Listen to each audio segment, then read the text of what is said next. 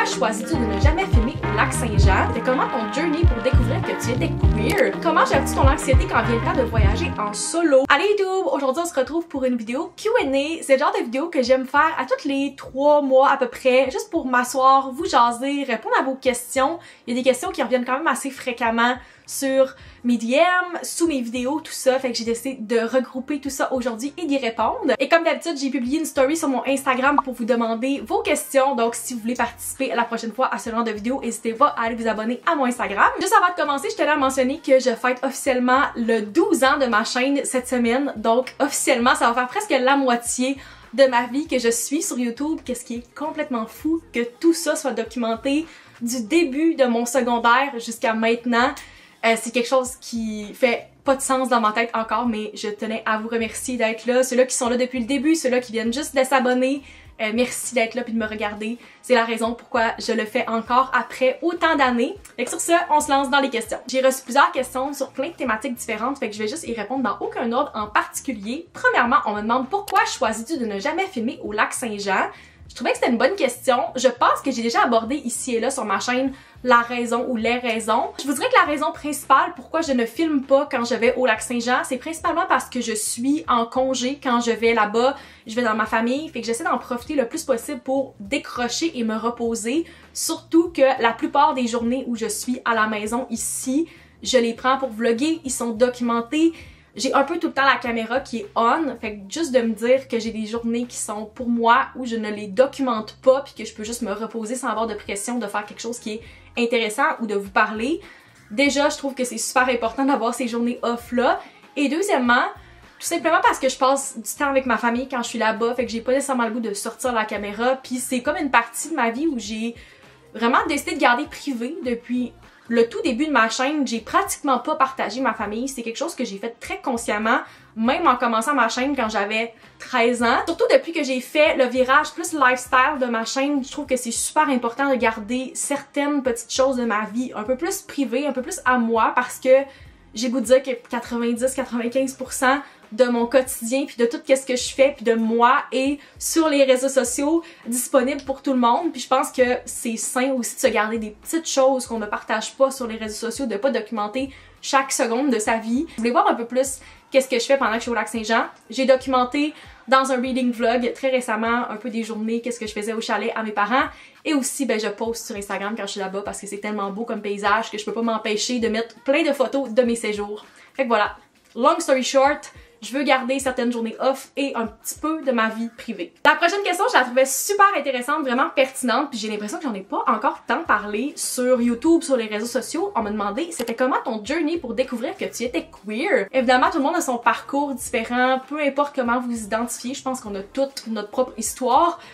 Pour ma part, j'ai jamais questionné quoi que ce soit sur ma sexualité avant le cégep, je vous dirais. C'est jamais une question qui m'est passée par la tête de dire comme est-ce que je suis autre chose que straight? Parce que premièrement, quand on est jeune, en tant que fille, tout ce qu'on entend, c'est comment qu'on va trouver le prince charmant, puis comment qu'un jour on va avoir un chum, un mari, qu'on va avoir une famille. Tout ce qu'on entend, c'est tellement hétéronormatif. Les gens assument que les petits gars vont aller avec les petites filles et that's it. Puis je trouve tellement que c'est important d'avoir de la représentation pour ça parce qu'il y a tellement d'autres choses. Je pense que la première conversation qui m'a peut-être fait un mini questionnement, c'est quand je jasais avec un ami de Pride puis de la fierté, tout ça, puis qu'on parlait que moi j'étais alliée, puis il m'a dit ah mais tu sais t'es alliée fait que tu fais pas partie de la communauté, tu sais les alliés sont comme à l'extérieur, ils font pas partie du LGBTQ+. Puis à ce moment-là, ça m'a comme fait quelque chose qui me dise que je fasse pas partie de la communauté, puis j'étais pas capable d'identifier pourquoi. Fait que ça c'est une conversation que j'ai eue, je pense comme fin 2019, début 2020 avec cet ami-là, et quelques mois plus tard, évidemment, on a eu la pandémie, puis au tout début de la pandémie, j'étais vraiment contre l'idée de télécharger TikTok.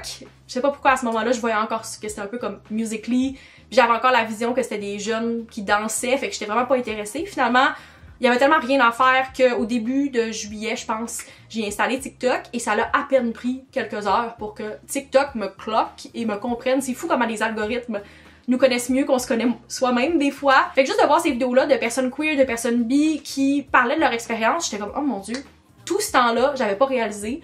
Ça m'aura pris TikTok pour me mettre comme un miroir d'en face puis me dire comme girl, pourquoi t'as pas réalisé ça toute ta vie?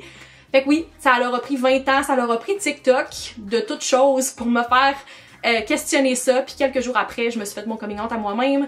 J'ai fait mon coming out tranquillement à mes amis, à ma famille, tout ça. Au courant de l'été et l'automne 2020. Fait que ça fait maintenant 5 ans. Je suis encore très curieuse de savoir, comme 5 ans plus tard, si ça avait pas été de TikTok et de la pandémie, combien de temps ça aurait pris avant que je fasse cette réalisation-là par moi-même. Parce qu'une fois que TikTok me cloque, ça a pris quelques jours pour que je mette tous les morceaux ensemble et que je réalise. Mais ça aurait peut-être été plus long si j'avais pas eu autant de temps pour réfléchir à ce moment-là. Il y a peut-être plein d'autres personnes qui ont découvert qu'ils étaient soit trans ou queer ou qui ont fait d'autres découvertes, qui ont changé de carrière, tout ça à ce moment-là. Tout arrive pour une raison selon moi, puis comme ça a été un moment difficile, la pandémie, pour tout le monde, je dirais. Mais pour moi, c'est quelque chose de très positif qui en est ressorti. Ça fait déjà 5 ans, c'est fou comment ça passe vite. Mais oui, c'est comme ça que j'ai découvert que j'étais queer. Next, on me demande comment gères-tu ton anxiété quand vient le temps de voyager en solo. Si vous n'étiez pas au courant, j'ai commencé à faire de l'anxiété un peu plus liée au voyage. Quand je suis partie à mon premier voyage solo au Portugal en 2022, c'était la première fois que je vivais ça parce que j'aime tellement voyager puis que je puisse refaire mon premier voyage post-pandémie.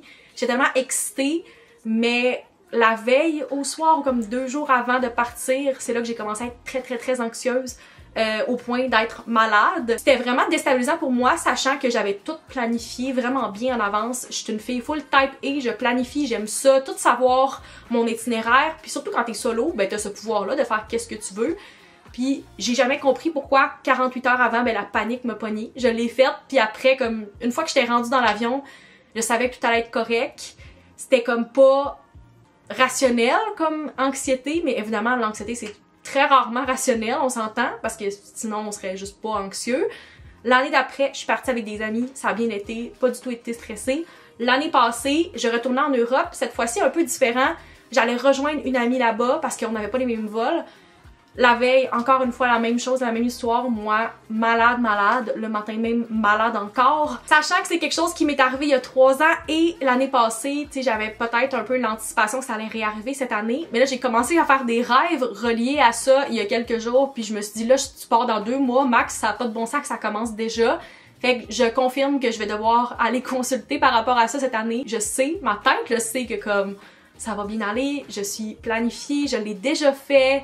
C'est quelque chose que je fais volontairement, mais mon corps décide autrement et prend cette appréhension-là, ce bon stress pour quelque chose de vraiment négatif. En tant que personne très rationnelle qui aime ça avoir le contrôle, c'est très difficile de comme pas pouvoir faire confiance à son corps, on dirait, parce que comme mon corps fait des scènes, même si mon cerveau sait que ça va bien aller.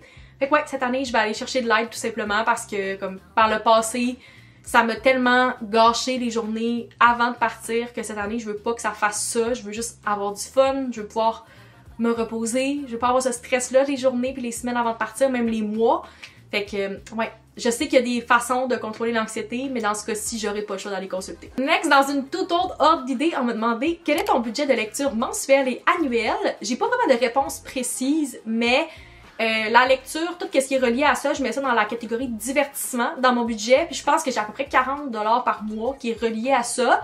Fait que ça peut être équivalent à peu près un livre, qu'est-ce qui n'a pas de bon sens parce qu'au Canada c'est rendu ça que ça coûte un livre, mais depuis que j'ai acheté ma Kobo, ça aide vraiment parce que j'emprunte beaucoup de livres à la bibliothèque. C'est sûr que ça peut être un peu plus long, faut être patient, mais il y a beaucoup de mes livres que je ne paye pas grâce à ça. Fait que oui, c'était une dépense un peu plus au début d'avoir la Kobo à 100 quelques dollars, mais il y a beaucoup de mes livres que je paye pas, sinon j'en reçois à ma fête. J'essaie d'utiliser des cartes cadeaux. Fait qu'en moyenne, dans une année, je sais pas combien je peux dépenser dans les livres, mais je vous dirais qu'il y a au moins la moitié des livres que je lis que je ne paye pas. Dans les derniers mois, peut-être que j'ai dépensé comme 300$ depuis le début de 2025, c'est mon guess, mais ça dépend vraiment.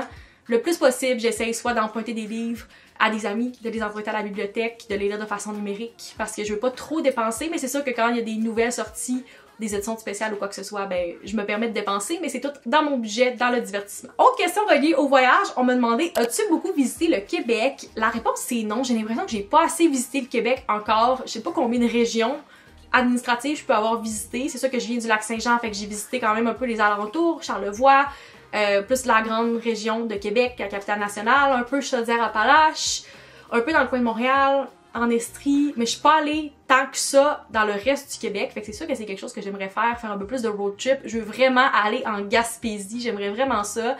Puis un de mes objectifs des prochaines années, en ce moment, je suis beaucoup dans les voyages en Europe, mais j'aimerais vraiment ça visiter le Québec, mais aussi le Canada. On a tellement des beaux paysages, des beaux endroits au Canada que je veux vraiment visiter. Fait que c'est clairement quelque chose que je veux faire dans les prochaines années, peut-être de faire un gros road trip. C'est sûr qu'éventuellement c'est quelque chose que je veux faire parce que j'ai l'impression que j'ai pas assez visité le Québec et le Canada encore. Next, on m'a demandé comment fais-tu pour rester motivée en télétravail? Est-ce que tu te sens parfois isolée? Je me sens pas du tout isolée. Pour vrai, je suis vraiment chanceuse parce que je pense que l'équipe fait une grosse différence là-dessus. Pour ma part, presque tous mes collègues font du hybride aussi. J'ai beaucoup de collègues soit qui ont des familles, qui ont d'autres emplois à côté, tout ça, ou d'autres collègues comme moi qui font soit du voyage ou qui habitent un peu plus loin, donc ils vont pas nécessairement tous les jours au bureau. Puis c'est le fun qu'on soit toutes connectées par le fait qu'on a les chats en tout temps, on peut tout le temps se contacter. Si jamais on a quoi que ce soit, on peut se faire signe, prendre un meeting comme 2 minutes après. Je pense que tout dépend des collègues. Moi, mes collègues sont toutes habitués de faire du hybride, fait que je me sens pas isolée parce qu'on est toutes un peu à la maison ou un peu partout. Puis au niveau de la motivation, pour vrai, ça a été plus difficile au début. Là. Je trouvais le premier été, surtout où mes amis ne travaillaient pas et que moi je travaillais à temps plein puis je voyais qu'il faisait beau dehors. J'avais tellement de la difficulté à être motivée parce que j'avais juste le goût de sortir puis de pas travailler sur mon ordi. Mais on dirait que je me suis fait une belle routine depuis puis je trouve que c'est de plus en plus facile avec le temps pour moi d'avoir une petite routine, d'avoir les genres de petites choses dans la journée qui me rendent un peu plus motivée, genre d'avoir de la bonne musique, un bon podcast en arrière, un petit drink le fun comme une limonade pendant l'été, ce genre de choses-là. Puis d'avoir des choses le soir aussi, d'organiser, de dire ok ben ce soir tu sais j'ai un souper ou je vais sur une terrasse. Ça me garde vraiment motivée pendant la journée, sachant que j'ai quelque chose après qui va être vraiment le fun. Mais ouais, je pense que je me suis instauré une bonne routine puis je suis vraiment reconnaissante de pouvoir faire du télétravail. Je sais que c'est pas tout le monde pour qui ça fonctionne, mais pour moi, je le sais quand je vais dans un autre environnement où il y a plus de distractions, j'ai tellement de la difficulté à travailler si j'essaie d'aller au bureau ou dans un café, je trouve vraiment que c'est difficile. Il y en a pour qui ça fonctionne, pour moi c'est le contraire. Chacun a sa façon de faire, mais pour moi, je trouve que c'est beaucoup plus facile de rester motivée puis productive en télétravail que si j'étais 100% du temps au bureau. La dernière question à laquelle je vais répondre aujourd'hui, encore une fois parlant de travail, comment te sens-tu par rapport aux influenceurs qui sont engagés dans un emploi en marketing sans avoir fait d'études dans le domaine?